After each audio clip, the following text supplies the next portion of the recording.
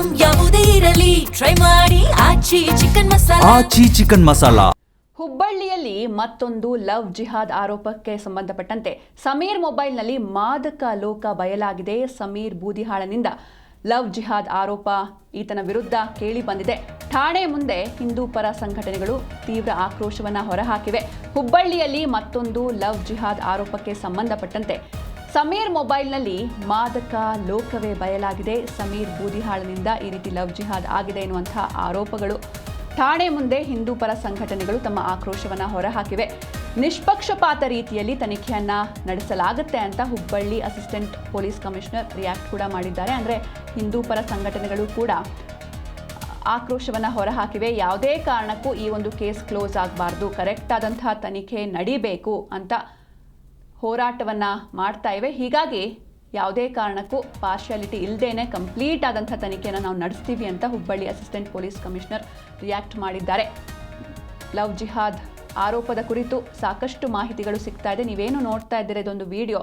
ಈ ವಿಡಿಯೋ ಸಮೀರ್ ಮೊಬೈಲ್ನಲ್ಲಿ ಸಿಕ್ಕಿರುವಂತಹ ವಿಡಿಯೋ ಇದು. ಇದರಲ್ಲಿ ಡ್ರಗ್ಸ್ನ ಕೊಡೋದಾಗಿರ್ಬೋದು ಬೇರೆ ಬೇರೆ ಯುವಕರಿಗೆ, ಈ ರೀತಿಯಾದಂತಹ ಸಾಕಷ್ಟು ವಿಡಿಯೋಗಳು ಆತನ ಮೊಬೈಲ್ನಲ್ಲಿ ಸಿಕ್ಕಿವೆ.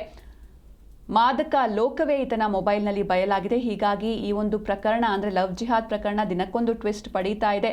ಮುಂದೆ ಇದು ಎಲ್ಲಿಗೆ ಹೋಗಿ ನಿಲ್ಲುತ್ತೆ ಅಂತ ಕಾದು ನೋಡಬೇಕಿದೆ. ಸಮೀರ್ ಬೂದಿಹಾಳನಿಂದ ಲವ್ ಜಿಹಾದ್ಗೆ ಒತ್ತಾಯ ಮಾಡಿರುವಂಥ ಆರೋಪಕ್ಕೆ ಸಂಬಂಧಪಟ್ಟಂತೆ ತನಿಖೆ ನಡೀತಾ ಇದೆ. ಹಾಗೆ ಇದಕ್ಕೆ ಹುಬ್ಬಳ್ಳಿಯ ಅಸಿಸ್ಟೆಂಟ್ ಪೊಲೀಸ್ ಕಮಿಷನರ್ ರಿಯಾಕ್ಟ್ ಕೂಡ ಮಾಡಿದ್ದಾರೆ. ಈಗ NDPS ಕಾಯ್ದೆ ಅಡಿ ಪ್ರಕರಣವನ್ನು ದಾಖಲು ಮಾಡಿಕೊಳ್ಳಲಾಗ್ತಾ ಇದೆ. ಯಾವುದೇ ಒತ್ತಡಕ್ಕೆ ನಾವು ಮಣಿಯೋದಿಲ್ಲ. ಸಮೀರ್ ಆರೋಪಿ ಬಗ್ಗೆ ದೂರು ಸ್ವೀಕಾರ ಆಗಿದೆ. ಸಮೀರ್ ಮೇಲೆ ಡ್ರಗ್ಸ್ ಮಾರಾಟ ಆರೋಪ ಕೂಡ ಮಾಡಲಾಗಿದೆ ಅಂತ ಅವರು ತಿಳಿಸಿದ್ದಾರೆ. ಮತ್ತೊಂದು ಲವ್ ಜಿಹಾದ್ ಪ್ರಕರಣ. ಸಮೀರ್ ಬೂದಿಹಾಳ್ ಅಂತನ್ನುವಂಥ ಮುಸ್ಲಿಂ ಹುಡುಗ ತನ್ನ ಮೊಬೈಲ್ಗಳಲ್ಲಿ ಸಾಕಷ್ಟು ಹಿಂದೂ ಹುಡುಗಿಯರ ಫೋಟೋಗಳನ್ನು ಇಟ್ಕೊಂಡು, ಅಶ್ಲೀಲ ಫೋಟೋಗಳು ಹೇಗೆ BF ವಿಡಿಯೋಗಳು ಇರ್ತವೆ ಆ ರೀತಿ ವಿಡಿಯೋಗಳನ್ನು ಇಟ್ಕೊಂಡು, ಮತ್ತು ಗಾಂಜಾ, ಯಾವ ರೀತಿ ಗಾಂಜಾ ಅಂದರೆ ತನ್ನ ಕೈ ಸೈಜ್ ಉದ್ದ ಇರುವಂಥ ಅಷ್ಟು ಸೈಜನ್ನು ಗಾಂಜಾವನ್ನು ಫೋಟೋವನ್ನು ತನ್ನ ಮೊಬೈಲ್ನಲ್ಲಿ ಇಟ್ಕೊಂಡಿದ್ದಾರೆ.